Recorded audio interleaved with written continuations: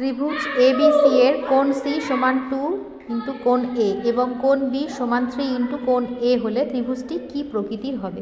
তো একটা ত্রিভুজের তিনটা কোণের সমষ্টি 180 ডিগ্রি হয়, তাহলে এ কোণ প্লাস বি কোণ প্লাস সি কোণ সমান 180 ডিগ্রি।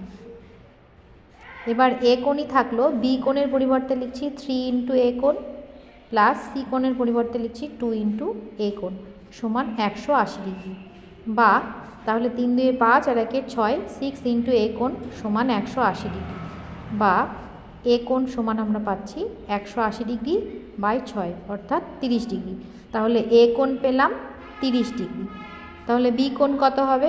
3 ইন্টু এ কোণ মানে 3 ইন্টু 30 ডিগ্রি অর্থাৎ 90 ডিগ্রি। দেখো 90 ডিগ্রি যেহেতু হলো, তাহলে ত্রিভুজটি কী হবে? সমকোণী ত্রিভুজ হবে।